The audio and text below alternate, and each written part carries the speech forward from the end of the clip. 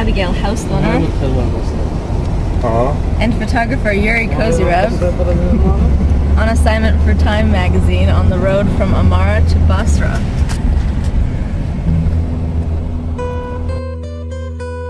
Last week, I teamed up with two Time veterans, war photographer Yuri Kozyrev and our charming driver/fixer/bodyguard Sami Al-Hilali for a trip into southern Iraq via the formerly lawless cities of Amara and Basra.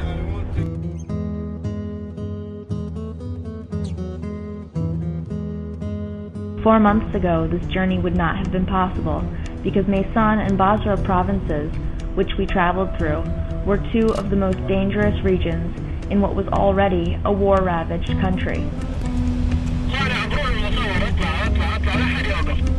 With little to no Iraqi or American military presence in most areas, the towns and the roads in between them were dominated by militias, insurgent groups, and kidnapping gangs.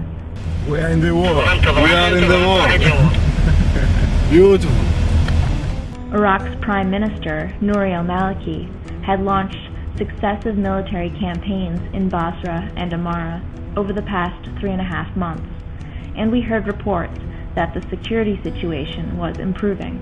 So, with that, 4 drivers, 1 fixer, 8 bodyguards, 2 French journalists, 1 Russian journalist, and I, the only American, set off to see just how much southern Iraq has changed and what kinds of problems it's still facing. Sammy, what's wrong with the car? Hot. It overheated? It's a problem in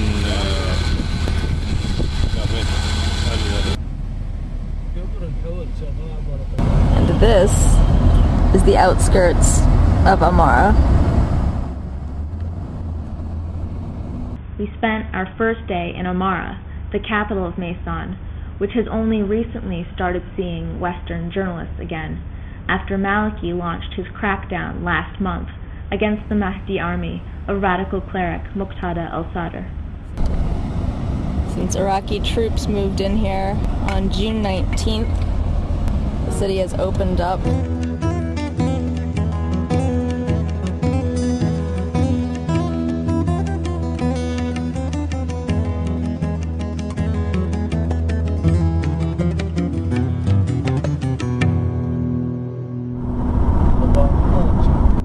Next, we headed to Basra, about a 5-hour journey southeast. Sammy, is Basra more conservative than Baghdad, or more liberal? Now? Yes. Yes. We drove almost parallel to the Iranian border the whole way. How do you call it in Arabic? This factory? Mu'amil.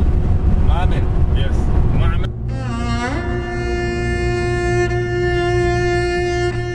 As we entered into the rural north of Basra province, we passed several villages built around rows of brick factories with huge smoking chimneys.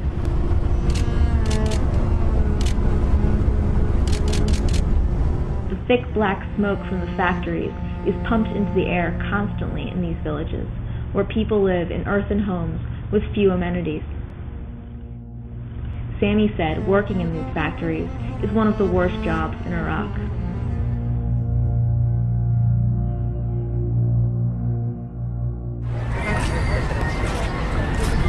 Our first night in Basra, we decided to go for a walk on the Corniche, the road that runs along the Shatt al-Arab, which is the convergence of the Tigris and Euphrates rivers just before the Persian Gulf. What we found there was surprising. Basra was terrorized by the militias that controlled it for the past couple of years. Residents told us they had been scared to leave their houses, afraid of kidnappings and murder for belonging to the wrong political group or militia, or for not being religious enough. But last week, families and young people were out having a good time, strolling and socializing on the Corniche.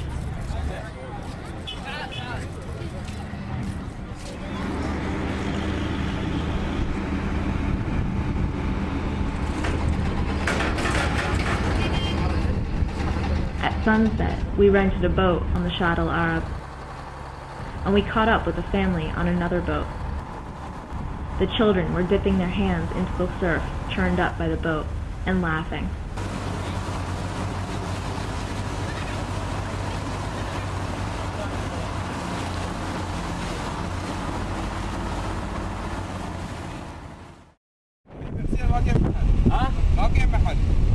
The next day in Basra, we linked up with the Iraqi army.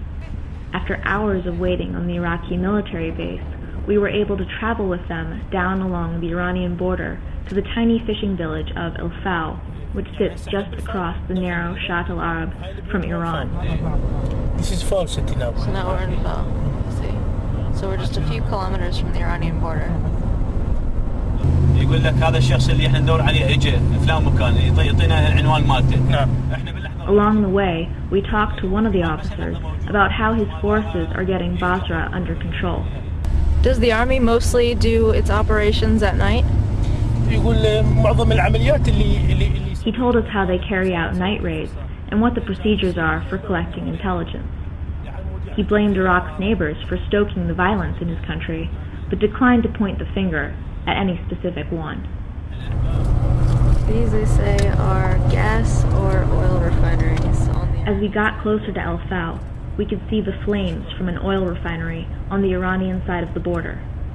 The soldiers we were with told us it was the Iranian city of Abadan. It was thrilling to be that close to Iran, which is both Iraq's budding ally and the United States' fiercest enemy in the region.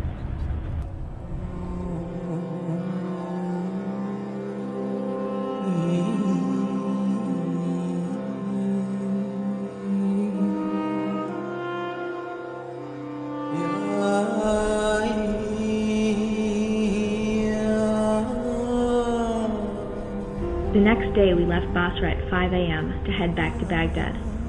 We had to leave that early because we needed to get through the towns of Essaouira and Salman Pak, both lingering Sunni insurgent strongholds just south of Baghdad, before it got dark. Before the war, Sami says the drive from Basra to Baghdad would have taken 6 hours, but these days the road is unpredictable. Traffic can come to a standstill at any moment because of a military convoy, a slow checkpoint, a car bomb, a roadside bomb, or even a wedding party. Our problem that day was an American military convoy. We're about 60 kilometers outside of Baghdad. 2:23 in the afternoon. And this might take a very long, long time. As we sat in sweltering 115-degree heat, we could see a little girl through the window of a nearby minibus, playing with a stuffed bear. The trip from Basra back to Baghdad took a total of 9 hours.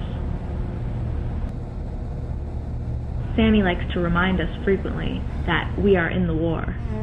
He usually says it with a degree of irony, and it's his favorite way to urge us to eat more chicken at dinner, or to explain everything from traffic jams to mortar blasts. It's his trademark phrase, and sometimes it's simply the best phrase that applies. This is Abigail Hausliner for Time.com in Iraq.